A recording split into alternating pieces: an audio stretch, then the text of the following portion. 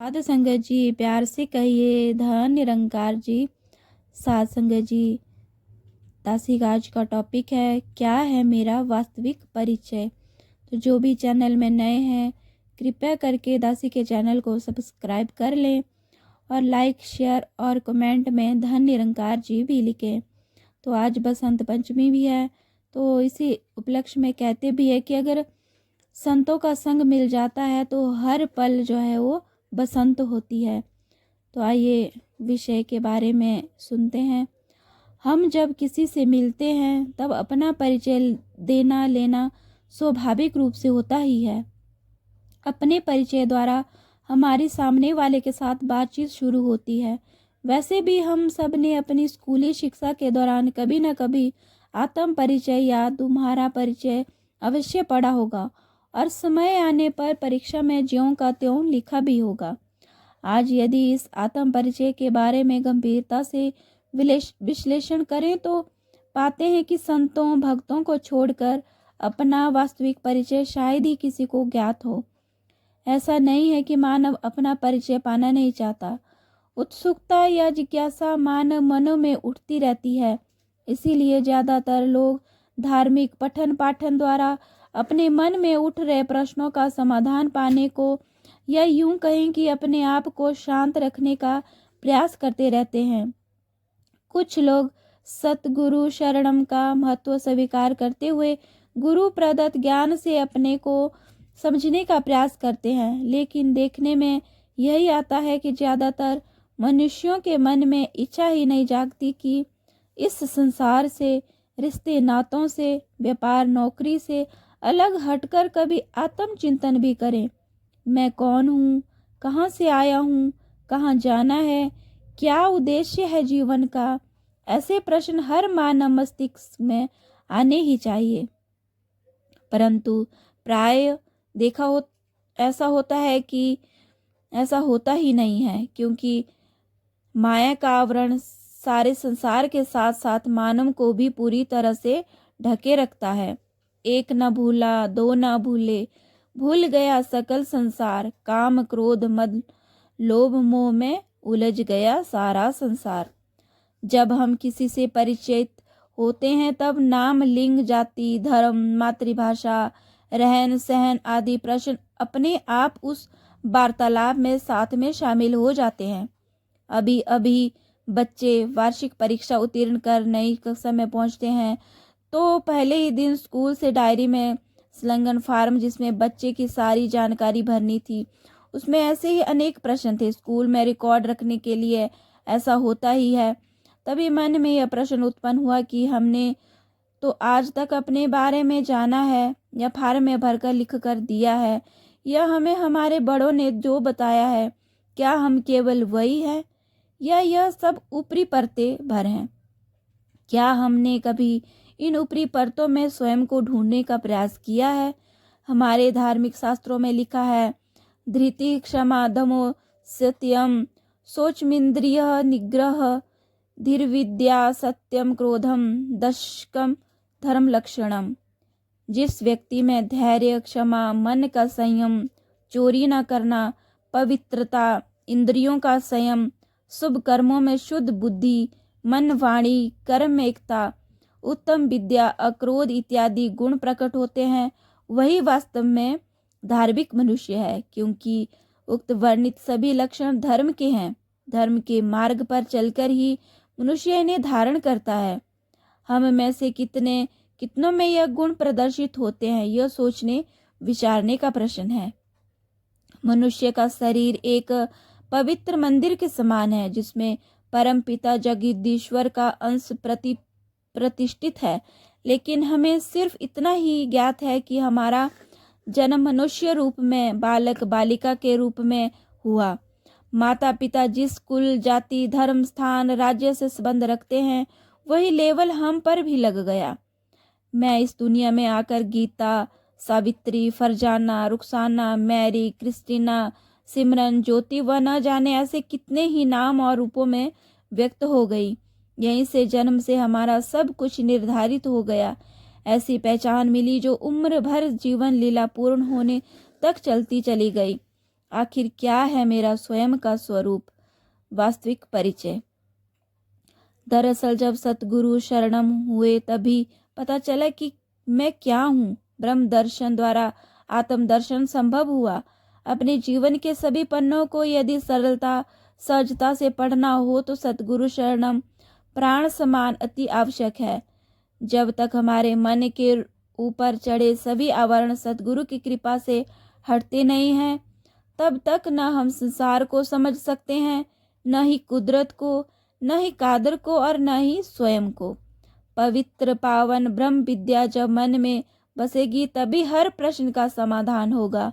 आज मुझे ज्ञात है कि मैं शरीर नहीं हूँ, मन नहीं हूँ, क्योंकि शरीर नाशवान है, क्षण भंगुर है।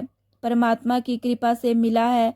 परमात्म तत्व को जानने के लिए स्वयं पूर्ण होने पर परमपिता आप वापस ले लेगा। देखने में मेरे सारे कार्य इसी शरीर के द्वारा होते हुए प्रतीत होते हैं। यह मेरी पहली परत है। इंद्रियों द्वारा शरीर सुख मानता है। यह शरीर इंद्रियां दिखाई देते हैं, इसलिए जल्दी ही समझ में आ जाते हैं। यह इंद्रियां दूसरी परत है, परंतु इन इंद्रियों को वास्तव में मन चलाता है, मन ही भोगता है, यही कर्ता बना हुआ है। यह तीसरी परत है। चौथी परत में हृदय शामिल है, जहाँ भावनाएं मौजूद हैं। यह भावनाओं पर अंकुश रखती है, सही गलत का सुझाव रखती हैं। यह पांचवें तल पर मौजूद है। अगले तल पर स्वयं आत्मा विराजमान है, जो वास्तव में इस शरीर की मालिक है। इस शरीर से भिन्न है, परंतु अज्ञानता वश अपने आप को पहचानती नहीं है। मन के अधीन होकर सुख भोगते हुए तो अपने आप को शरीर ही समझ बैठी है। यह सत्य है कि बिना आत्म तत्व के शरीर और मन दोनों ही निर्जीव है। आत्मा की शक्ति से ही बुद्धि, मन, हृदय, इंद्रियां और शरीर सचेत रहते हैं। आत्मा के बिना यह सब कार्य नहीं कर सकते, लेकिन इन सब के बिना भी आत्मा पूर्ण है, नित्य है, मुक्त है। यद्यपि यह एहसास बिना कामिल मुर्शद के स्वयं कोई नहीं कर सकता। मैं पार ब्रह्म परमेश्वर, परम पिता परमात्मा, निराकार ईश्वर की शाश्वत अणुमात्र अंश हूँ। यह निराकार स्वयंभू अलख निरंजन सर्वत्र समान रूप से व्यापक है। यही सर्वत्र समाई परम सत्ता है, जिसे अलग अलग नामों से धर्म प्रेमी पुकारते हैं। ईश्वर अंश जीव अविनाशी, चेतन अमल सहज सुख राशि तथा अबली अला नूर उपाया, कुदरत के सब बंदे, एक नूर ते सब जग उपजिया, कौन भले कौन मंदे। बड़े भाग मानुष तन पावा, सुर दुर्लभ सब ग्रंथिन गावा, साधन धाम मोक्ष कर द्वारा, पाई न जेहि परलोक संवारा। उक्त वाणियाँ इस परम सत्य को बयां करती है। यह शरीर मंदिर है, जिसमें परमात्मा का नूर अंश रूप में विराजमान है। संपूर्ण नूर स्वयं पार ब्रह्म परमेश्वर है, जिसे पाकर ही आत्मा नूरी होती है। इस शरीर की अवधि तय है। समय अवधि जन्म से मृत्यु में बदल जाए, इससे पहले सभी को जानना है। अपने मन की आंखों को खोलना है। सतगुरु की मत को धारण करते हुए मन हर जी तेरे नाल है, गुरमति रंग मान। यह सत्य अपने मन चित्त में हमेशा के लिए बसाना है। यही दसम द्वार हमारी असली पहचान है, वास्तविक स्वरूप है। शरीर छूटने के बाद इसी निरंकार में हमें हमेशा के लिए स्थापित होना है। तू भी इसदा अंग है बंदे, इसे जोत दी जोतीए, कौडां दे विच रुलिया फिरने, ऊंज ते सोचा मोतीए। एहो तेरा असली घर है, एहो तेरा रूप महान, बिन गुरु पूरे कर नहीं सकदा, आप कोई इसदी पहचान। अवतार वाणी के शब्द नंबर 189 में ये वर्णित है। सतगुरु ही गुरु सिख को यह समझ प्रदान करता है कि तू सच्चा मोती है। भ्रम में पड़कर तू स्वयं को कोड़ी समझ रहा है। यह अनुभूति सतगुरु की कृपा से जिसे आप प्राप्त होती है वही मुक्तात्मा है। सतगुरु ही हमें हमारे वास्तविक रंग रूप की पहचान के साथ मिलवाता है। आइए जाने अपने आप को, हम जीते जी भी यही है, जब शरीर नहीं होगा तब भी यही होंगे।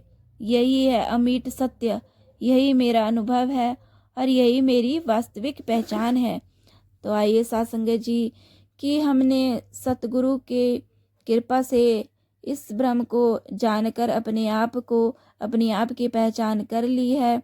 तो आइए जो भी जिसकी भी जिज्ञासा है, जिसको भी इस ब्रह्म का ज्ञान प्राप्त करना है, वो सतगुरु के शरण में जाकर इस ब्रह्म का ज्ञान प्राप्त कर सकते हैं।